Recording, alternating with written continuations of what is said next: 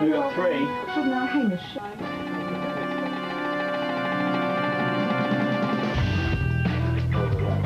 I wouldn't mind just looking at that. Can you kill me, please?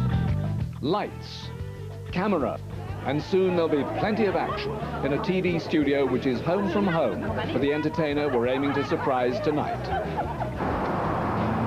The show goes on here in Nottingham, but his incredible story started in Northern Ireland.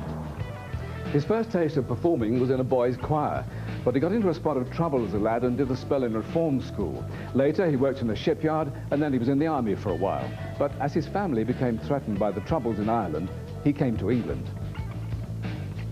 His break as a performer came in the talent show New Faces.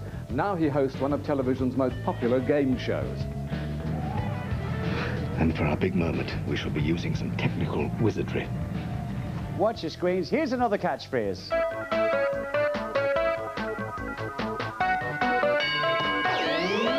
Zoran. A big surprise? A big surprise!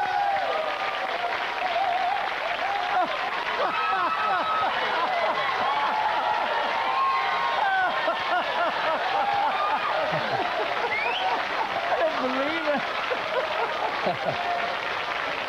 Well, you did say a big surprise, and I hope it has been, because I have a little catchphrase all of my own, and I hope you're going to get it, because tonight, Roy Walker, this is your life.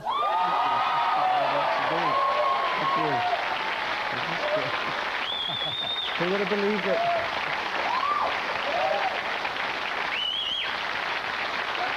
Well, we've got a studio waiting with a lot more surprises and some very nice phrases as well, so are you game? I certainly am. Take my arm and Okay. we'll... Thank you. Right.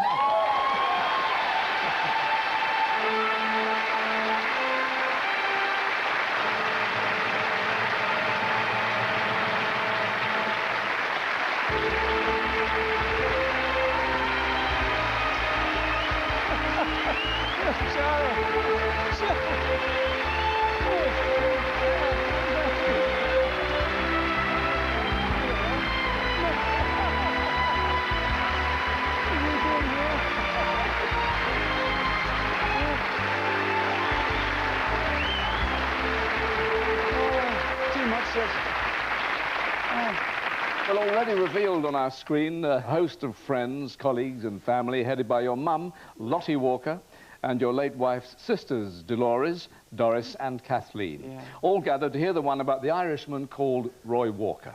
It's a story that has taken you from the toughest streets of Belfast to top of the bill.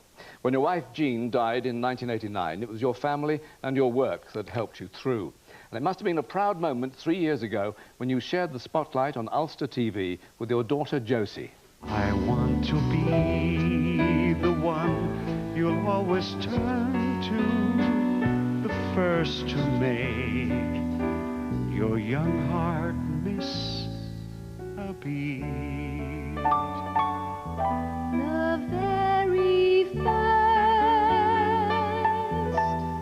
The very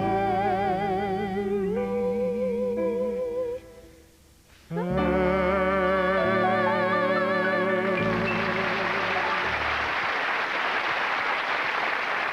Well, after that appearance, Josie went on to star in the West End as Christine in Phantom of the Opera. And tonight she shares the stage with her brothers, your sons, comedian Phil and impressionist Mark.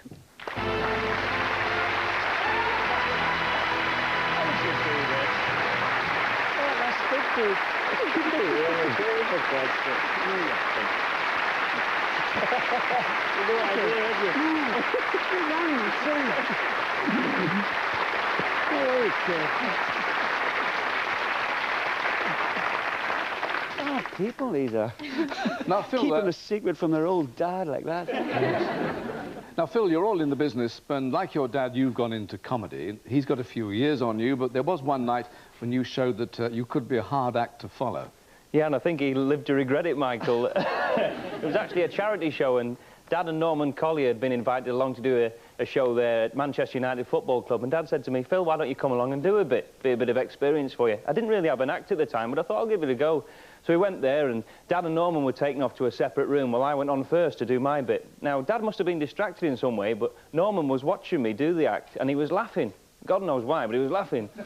Anyway, his laughter got louder and louder, so much so that Dad looked over at one point and said, "Oh, Phil's doing well, is he?" He said, "Yeah, he's doing well, but he's doing your act." Yeah, Norman When he went was... when he went on the stage, he started telling the joke, and the audience were going, "We've heard it! We've heard it!" He's never forgiven me. Now, Mark, there could be another Walker in on the act soon. Well, yeah, in the next week or so. We've got a little baby coming, my son, Dad's first grandson. Yeah. Josie, when you were small, watching This Is Your Life was a family tradition. Absolutely, and it's quite ironic that we're all here tonight because when we were younger, Dad used to make us watch This Is Your Life. Not that we didn't want to watch it, but we'd all be sitting there in a row. We weren't allowed to move or anything. And as the story unfolded of these people's lives, Dad would start crying, much like tonight, and we'd all start laughing at him. I don't know why. Yeah, a little bit of Just in nudging case, was Dad, going here on. you go. Oh, thanks. It's the same one as all those years ago. Settle down and be good then, because Roy Walker, This Is Your Life. You're still a TV favourite more than 20 years after a gamble to test your talent on new faces paid off. Time to play the Joker. On Sunday, I watched James Hunt win the World Championship in Japan. My brother Shuey, he was in that race, he nearly won it. Only he made 25 pit stops. 1 for petrol and 24 for directions. Oh, you know the one, suppose you heard it's about the wee Irish fella coming down from Glasgow to London. The police stopped him and said, "Excuse me, you're acting very suspicious." He said, "What do you mean?" "Followed you from Glasgow. You stopped at every service station. You had 2 pints of Guinness and a meat pie. What's your game?" "Paracetamol works out." He said, "Where's the rest of them?" He said, "I'm self-employed." He never misses a thing. I was digging in the garden yesterday. He said, "You're a bit late to be putting in potatoes." I said, "I'm not putting in potatoes. I'm burying a budgie." He said, "There's a big hole for a budgie." I said, "It's inside your cat." Please welcome Mr. Catchphrase himself, Roy Walker.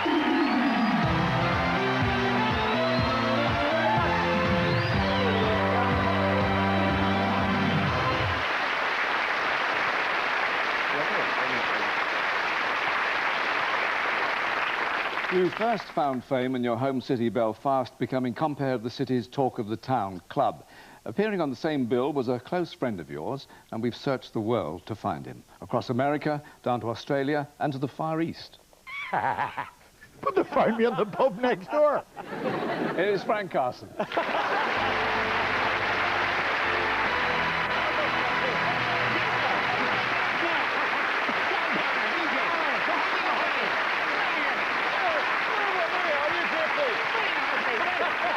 Is there anything you'd like to say? Yes, indeed. It's a great pleasure being here on the show, and you've made me realise that money isn't everything. And he's been a great lad, though. He's been a wonderful father. He's been a wonderful talent, and it's great to be on the show with him. And I'm looking forward to seeing him for lunch in a couple of days' time.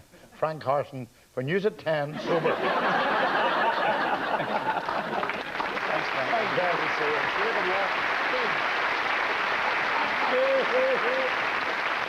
Among your audience at Talk of the Town was a young admirer who shouldn't really have been there. Your sister Jennifer was too young to be allowed in, but she'd sneak in past the doorman. 25 years ago, she made her home in Canada. But I've sneaked in again tonight, Roy. From Ottawa with your nephew Andrew, your sister Jennifer. Oh, lovely.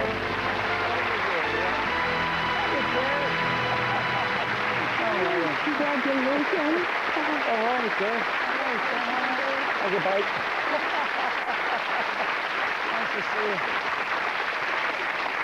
Jennifer, you were obviously very keen to see Roy's show. Jean and I used to go in the back door, and my mother, she never found out I was there. Every Wednesday, every Friday, every Saturday night, I was his #1 fan, and I'm so proud of him today, his success. Thank you. Well, back to the very beginning. You were born on July the 31st, 1940 in Belfast, Northern Ireland. Home for you as a boy was the Temple Patrick area of Antrim. Your father died when you were young and you moved in with your grandparents who helped to bring you up. You go to Park Parade School where you get your first taste of performing in a school play. You also prove a natural sportsman.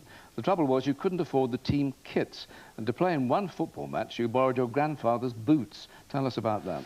Well, my grandfather used to work in this Sirocco works, and he always wore these big black boots. And I took him down to the cobblers and got some football studs hammered into the bottom of them. And I played in the semi-final, and I toe-pointed the winner. And scored the only goal I've ever scored, and took the boots back to the cobblers. He took the studs out and gave them back to my grandfather, who forever complained about them leaking. Well, you pass your 11 plus, but you leave school early and you go to work to help supplement the family income. After a variety of jobs, including a paper round, you apply for an apprenticeship as a butcher with McCoy's on the Woodstock Road. Right, yeah. You're taken on and you start as a messenger boy. One day when you're 14, your imagination is captured when you spot an advertisement at the Empire Theatre. A touring choir was looking for a boy soprano. You joined the Francis Langford Choir. It was the start of a memorable 12 months for the young lad from Belfast. You go on tour, you even play the London Palladium. It doesn't last, of course. Your voice breaks and your days as a soprano are over.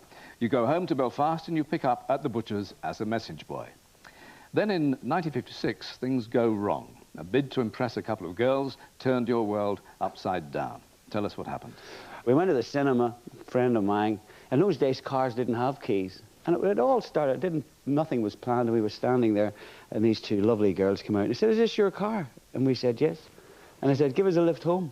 And we said, "Jump in." And we took them home and brought the car back again. And when we did, the police were there. The fellow had come out early, he didn't like the picture. And you are sent to the Malone Training Centre. Yeah. To say the least, the regime was harsh. You're locked up from 6 o'clock every night, but you're not given a mattress to lie on until 10. You were released in October 1957. You were 17. The centre was closed 10 years later, and it's been replaced by the Rathgale Training School, where conditions are very different, as you know from your visits there to talk with the youngsters. Yeah. A word now from them, but first from the school's director, Lindsay Conway. Roy, greetings from Rathgale. You found when you visited here that Rathgale was a dramatic contrast to your time in the old Malone School. You were a tremendous inspiration to young people when you came here to present prizes. You continue to inspire young people, both boys and girls, here in Rathgale and in the community. We would like you to accept this presentation with our good wishes. Hope you have an enjoyable evening, Roy. Cheers, Roy!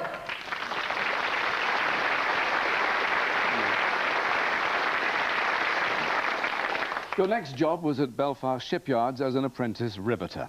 And then in 1958, you're called up for national service. You join the army and you become a physical training instructor stationed in Londonderry. There you are, one massive rippling muscle. Your voice was still in good shape as well. You had the best Ave Maria in the barracks. Your fellow PT instructor nearly 40 years ago, Danny Corrigan. Goodness gracious.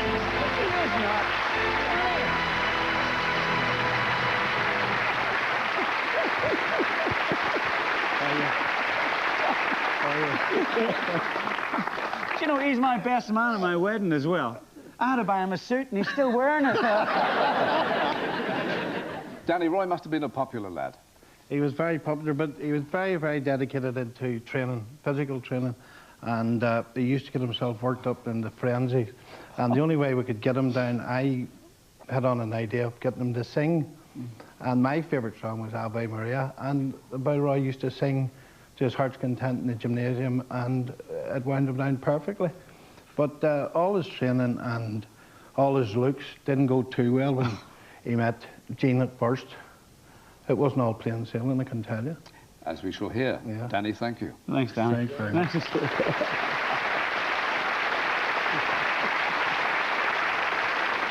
Well, that fateful meeting with Jean took place at a weekly dance. Doris, you were there when your sister met Roy, and it was not love at first sight. Roy's dress sense on the night in question left much to be desired. Jean took one look at his feet, and he was wearing these orange shoes with a lovely black suit. And we said to Jean, "What do you think of him, Jean?" She said, "He's all right except for his feet." Roy made a date with Jean, and to her surprise, he was wearing black shoes. Things got serious after that, and Roy became one of the family. I would just like to say, Roy, we are so proud of you tonight, as Jean would have been. God bless and enjoy the rest of the night. Thank you. Thank you. Of course, if you'd worn your granddad's boots, you would have scored at once, wouldn't you? Yeah. I wish I had used that one. So does Frank Carson. I gave him it.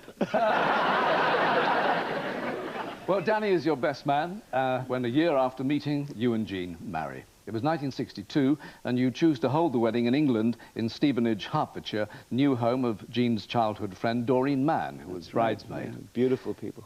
Your first son, Mark, is born 2 years later. Your army service showed you were a talented athlete, and you become an Olympic prospect at hammer throwing.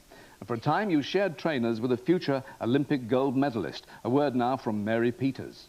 A bit different from our day, Roy, when we trained at Buster McShane's in Belfast.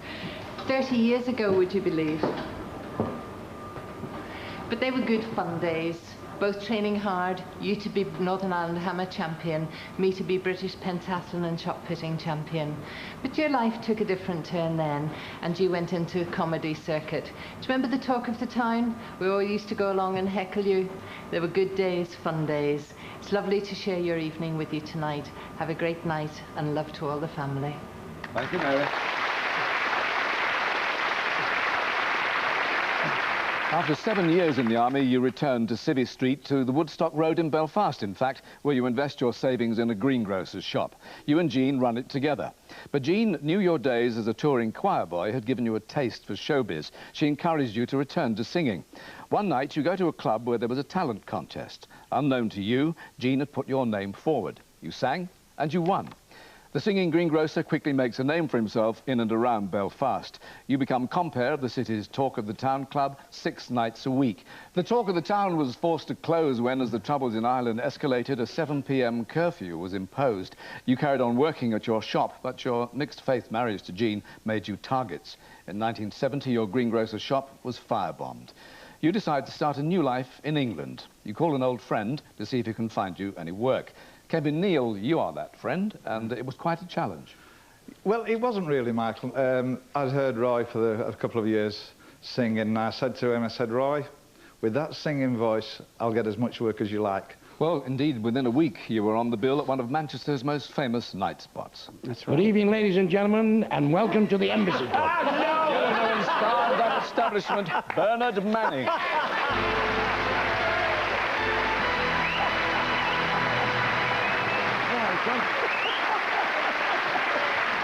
I can say this one. Lovely. I didn't know you couldn't sing till I booked you. That's right. That's right. It's lovely to be able to make people laugh, and that's what it's all about. I'm still Frank trying. Carson and George Roper and Daisy there wish they could do it. Roy, don't answer him back.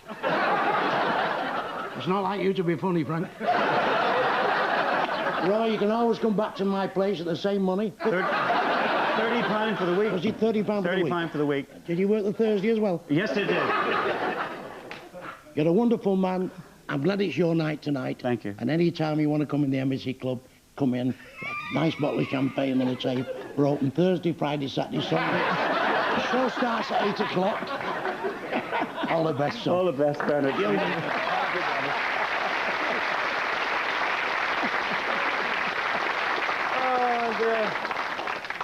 You're tipped off that you could get more work playing clubs in the northeast. In 1971, you find a small council house for you and your family in Peterlee, near Durham. You're still a singer, and Charlie Days, you were with the circuit, with Roy then.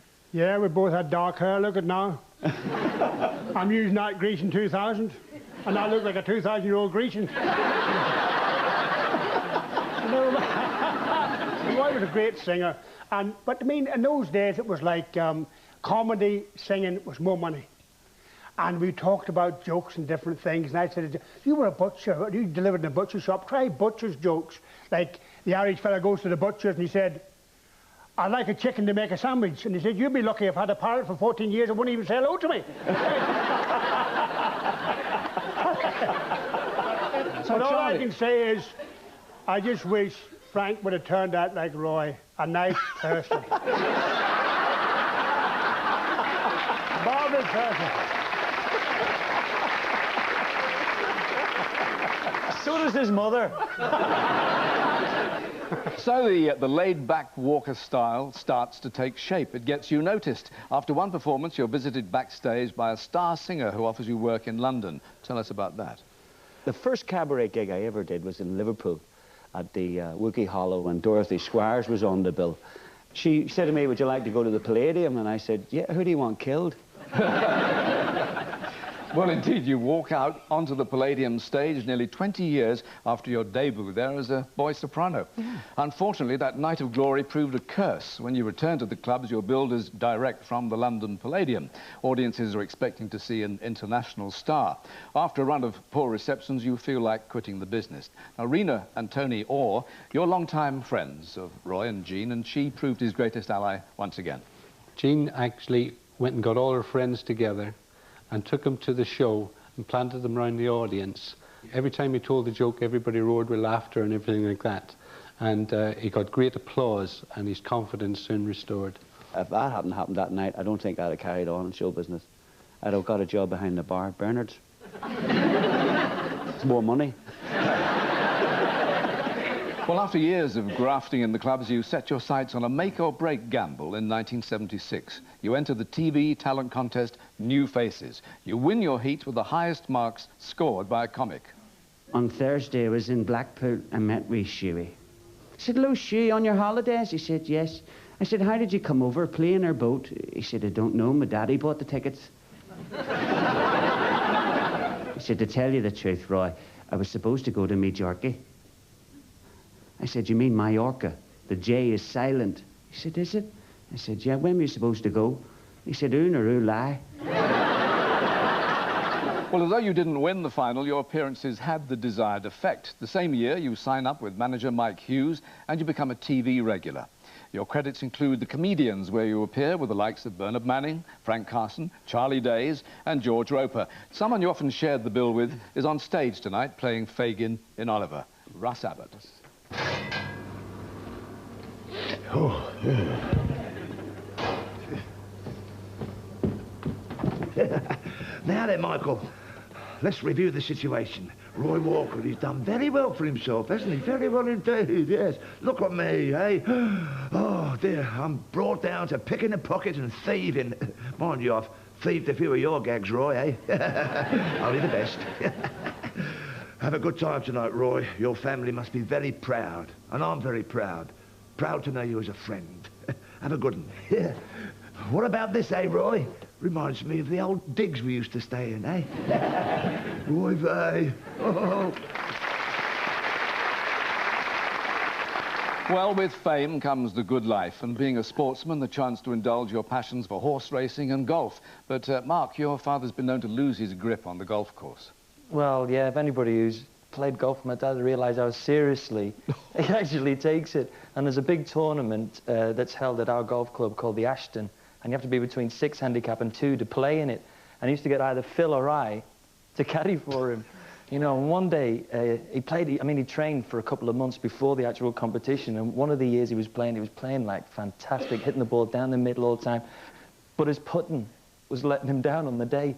And he was just sliding past the cup, and he kept getting that, you know, that's where he's sort of like, you sustain your frustration. He was like, I'm all right, you know. When it was getting towards the end of the round, you know, he'd be blaming us for putting him off, you know, going, you were moving, I said I wasn't moving. He said the flag was flat. I said I was holding the flag. He says you were breathing. I said So anyway, the upshot of it is that he never won it in about 6 or 7 years, and Phil, the first time he was old enough to play in it, won it.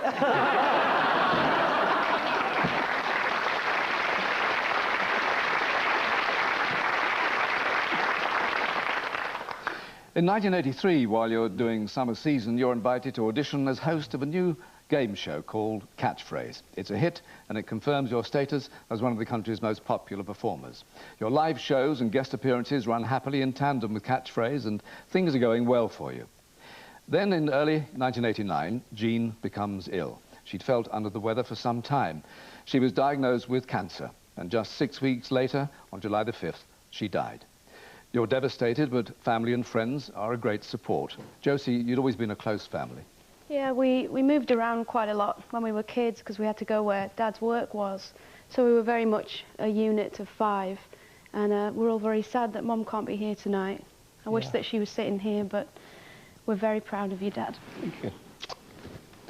Well, gradually...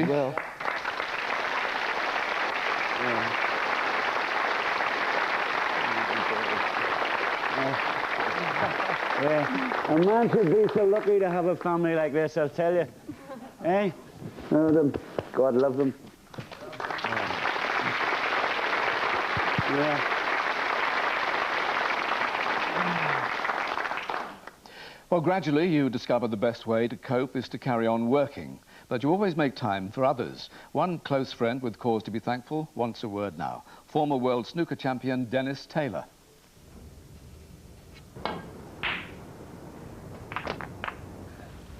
Well, good evening, Michael. Good evening, Roy. As you can see, I'm still trying to get those balls there that seem to be getting bigger these days into the pockets that seem to be getting smaller. I think I could do with some new glasses, but congratulations, Roy, on this evening. It's very well deserved. You've been making people laugh for as long as I've been knocking balls into the pockets. And there's another side to Roy Walker that people probably don't know. And it's something I'll never forget. Back in 1984, when my mother died very suddenly, and I had to fly back to Ireland, pull out of a snooker tournament, and you were working over in Belfast, and you'd obviously heard about it, and you took the trouble to get a car and drive all the way up to Coal Island, and you spent the day with my family and friends, which was quite incredible because everybody was absolutely devastated. And I don't think you realise, Roy, but you were such a great comfort, and you lifted everybody that particular day. And it's something, as I say, I'll never forget as long as I live. So have a great evening. Sorry I can't be with you, but I'm sure the party afterwards is going to be fantastic. And we'll see you on the old golf course very soon. Bye for now. Thank you, Dennis.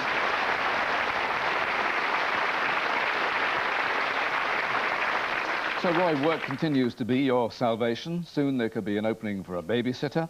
Meanwhile, Catchphrase is going strong, and so is your cabaret act. To round off your evening, someone who's worked with you many times, a chart-topping singer who's gone a long way. She campaigned in the last elections to become President of Ireland. These days, she makes her home in Alabama, in the United States. But she's here now, Dana. Oh, great.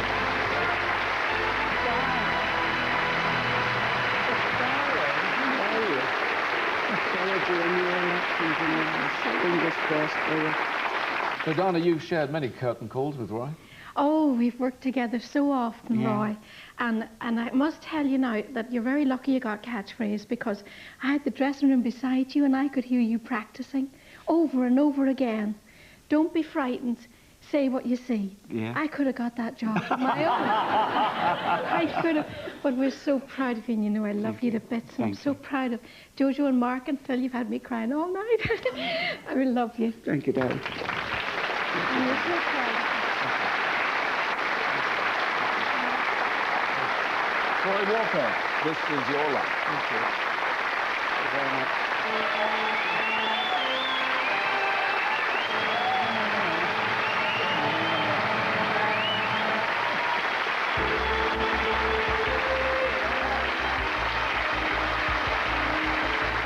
Peter and Sanjay, our headline news in EastEnders in half an hour here on BBC One, and coming next, Here and Now.